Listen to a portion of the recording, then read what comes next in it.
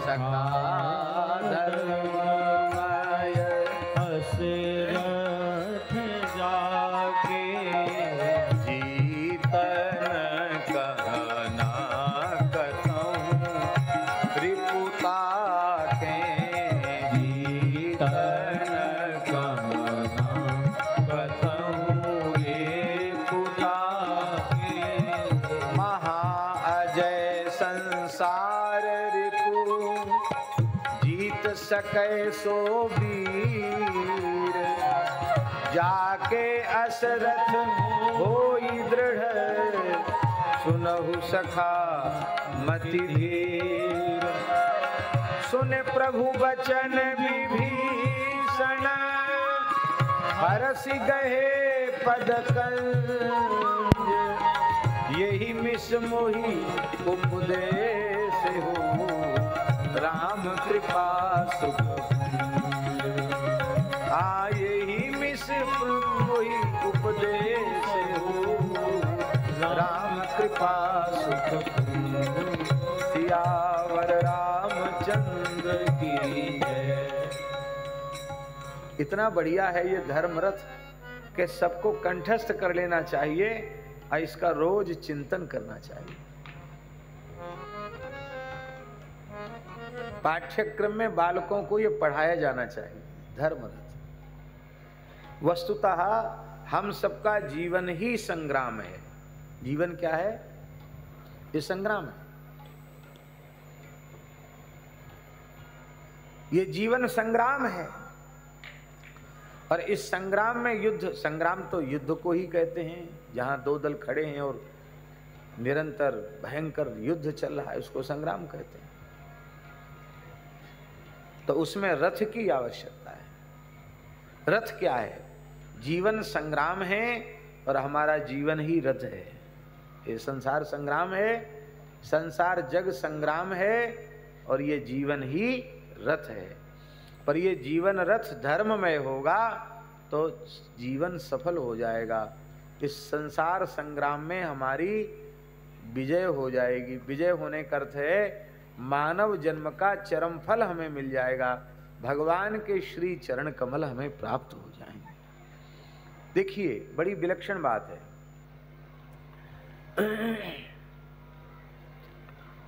लोक में भी कहीं भी किसी भी अंश में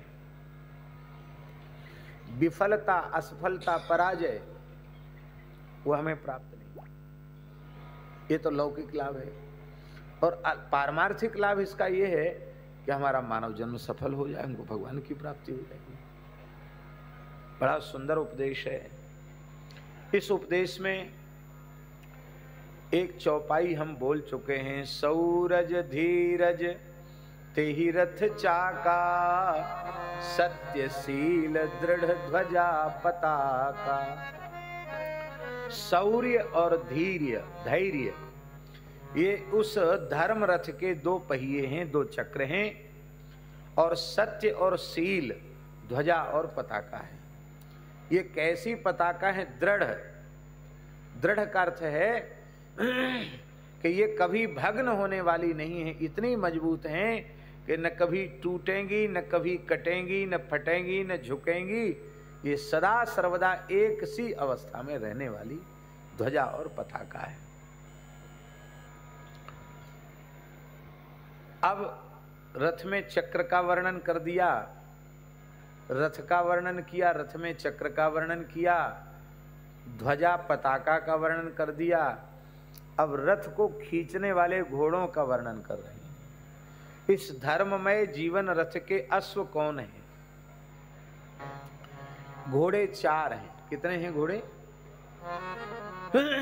भगवान का जो रथ है उसके चार घोड़े हैं। शैव्य, सुग्रीव, मेघ पुष्प और बलाहक।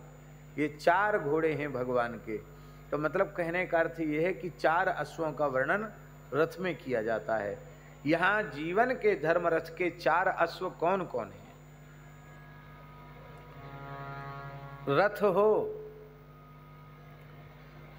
और चक्र भी बिल्कुल ठीक हो रथ के, शौर्य और धैर्य, चक्र हो और सत्य और शील रूपी ध्वजा पताका भी हो, और घोड़े न हो तो रथ गतिमान नहीं होगा, जहां का तहां ही खड़ा रह जाएगा, वो किसी काम का नहीं।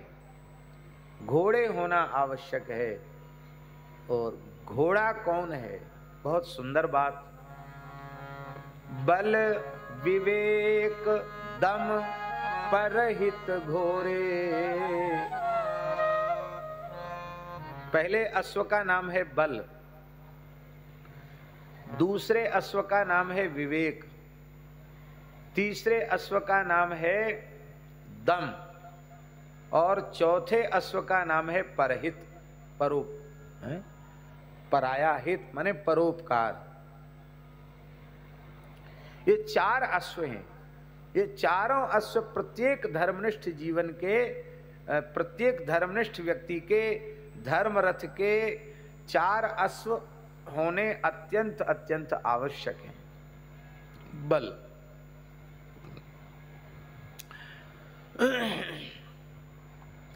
केवल जो शारीरिक बल है, केवल जो शारीरिक बल है, उस बल को पाशविक बल कहा जाता है। क्या जाता है? पाशविक बल। शरीर बल तो पशु में भी होता है। तो केवल शरीर में बल है तो ऐसा बल तो पशुओं में भी होता है। इसका अर्थ यह नहीं लगा लेना कि शरीर लुंज पुंज होना चाहिए, शरीर बलहीन होना चाहिए, शक्तिहीन होना चाहिए, ऐसा हम नहीं कहना चाहते। शारीरिक बल भी होना चाहिए। और शारीरिक बल का मूल क्या है? शारीरिक बल का मूल है ब्रह्मचर्य। आध्यात्मिक बल का मूल भी वही है। दैहिक बल का भी मूल ब्रह्मचर्य है। हम आपको क्या कहें, हमारे पूज्य गुरुदेव श्री पहाड़ी बाबा महाराज, जिनकी कृपा से हमको विरक्त वेश प्राप्त हुआ, तो लगभग 125 या 130 वर्ष की आयु में वो भगवत धाम गए। माने किसी भी अनुमान से 125 से तो कम थे ही नहीं, 130 के भी ऊपर हो तो कोई पता नहीं, 125 से ऊपर की आयु में गए। और ऐसे गरजते थे जैसे शेर गरजता, सिंह जैसी गर्जना थी उनकी, आवाज शेर जैसी थी।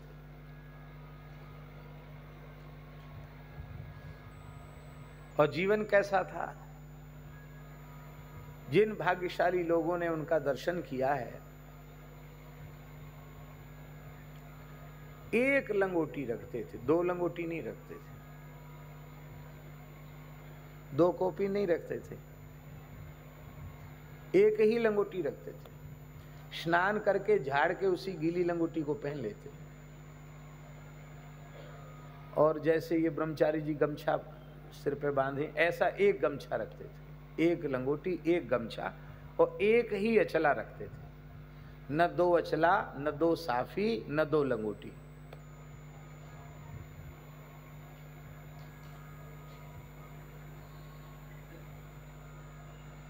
हमको पहली बार उनके साथ यात्रा करने का अवसर मिला। अवस्था कम ही थी, हमारी छोटी अवस्था थी, बालक ही थे एक प्रकार से, ऐसा समझो। तो उनके साथ जाना था, हमने अपना थैला लगा लिया। थैला कोई ज़्यादा बड़ा थैला नहीं था, लेकिन अपने संध्या गायत्री का सब सामान और कुछ पढ़ने वाली पुस्तक और अचला, साफी, लंगोटी, कुछ तो था, कपड़ा लत्ता, एक बैग था, लगा लिया। बैग लेके हम पहुंच गए उनके सामने। हमसे बोले, कितना बड़ा परिवार है, कितने लड़के बच्चे हैं? अब 12-13 साल के तो हम ही, और हमसे पूछ रहे हैं कितना बड़ा परिवार है, कितने लड़के बच्चे हैं? अब उन तो ऐसे सिर झुका लिए, हे भगवान, हे भगवान, इतना संग्रह।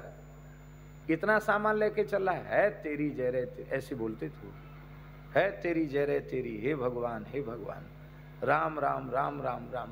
अरे 2 गमछा रख ले, हो गया। सब सामान वहीं छुड़वा दिया। एक विद्यार्थी को बोले इनके वहाँ सुदामा कुटी रहते थे, बोले भेज आओ उनका थैला वहाँ भेज आओ। तो हमने कहा महाराज जी पुस्तक पढ़े। अरे क्या पढ़ने वढ़ने की पुस्तक, भजन करो। भजन करने चल रहे हो कि पढ़ने लिखने चल रहे हो? जितना कंठस्थ हो उतना पढ़ लेना। सब सामान भिजवा दिया, नेक सा सामान, इतना सा, एक झुल्लिया में बस यहाँ कंधे पे लटक गया, कोई थैला वैला। दूसरे के वस्तु का तो वे व्यवहार करते नहीं थे, और एक आसन रखते थे इतना बड़ा, 2 सवा 2 हाथ का आसन, उसी पर रात को लेट जाते, उसी पर दिन में बैठ जाते। अब सवा 2 हाथ के आसन पर लेट सकता है कोई? तो केवल इतना भाग आसन पे आता, बाकी पूरा कमर से नीचे का खाली तखत पे और सिर भी खाली तखत पे। तकिया की जरूरत नहीं, जटा की तकिया उनकी हो जाती है। एक तुमा का कमंडल, बस इतनी ही संपत्ति थी, कुछ नहीं।